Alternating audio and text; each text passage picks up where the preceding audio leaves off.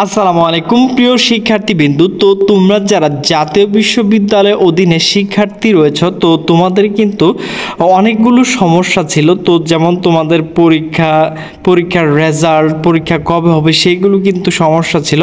তো সেই সমস্যা কিন্তু এখন দূর হয়ে গেছে। তো তোমাদের আগের যে উপাচার্য ছিল তিনি কিন্তু পদত্যাগ করেছেন। তো পদত্যাগ করার পর জাতীয় বিশ্ববিদ্যালয়ের যিনি পরীক্ষার রেজাল্ট সকল বিষয় কন্ট্রোল করেন, তো তিনি না থাকার কারণে কিন্তু এগুলো সমস্যা হয়েছিল। তো তোমরা ইতিমধ্যে জেনেছ যে জাতীয় বিশ্ববিদ্যালয়ের যে ওয়েবসাইটটি রয়েছে সেটিও কিন্তু সমস্যা দেখাচ্ছিল। তো সেগুলো কিন্তু এখন ধীরে ধীরে ঠিক করা হচ্ছে। তো তোমাদের কিন্তু 1 সেপ্টেম্বর থেকে সকল কার্যক্রম শুরু হবে। তো তোমরা যারা কলেজে আসো না, কলেজে ক্লাস করো না, তো 1 সেপ্টেম্বর থেকে কিন্তু তোমাদের সকল কিছু শুরু হবে। তোমাদের পরীক্ষার রেজাল্ট, পরীক্ষা সকল কিছু কিন্তু শুরু হবে। তো চলো আজ 29 আগস্ট কি কি নোটিশ প্রকাশ করা হয়েছে তো সেগুলো দেখে আসি।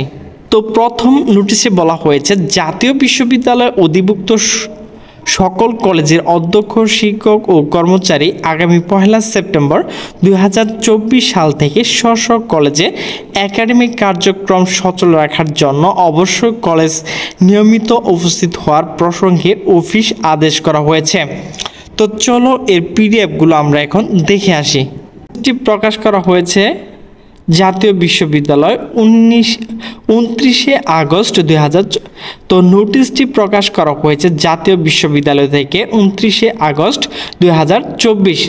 অফিস আদেশ: জাতীয় বিশ্ববিদ্যালয়ে অধিভুক্ত সকল কলেজের অধ্যক্ষ, শিক্ষক ও কর্মচারী আগামী 1 সেপ্টেম্বর 2024 সাল থেকে স্ব কলেজে একাডেমিক কার্যক্রম সচল রাখার জন্য অবশ্যই কলেজে নিয়মিত উপস্থিত হওয়ার জন্য নির্দেশ প্রদান করা হলো।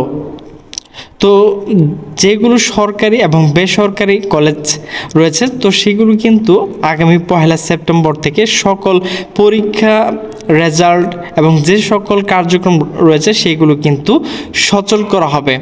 প্রিয় শিক্ষার্থীবৃন্দ, আমার ভিডিওটি যদি ভালো লাগে তাহলে অবশ্যই লাইক, কমেন্ট এবং শেয়ার করবেন। তো সকলে সুস্থ থাকবেন, ভালো থাকবেন। আল্লাহ হাফেজ।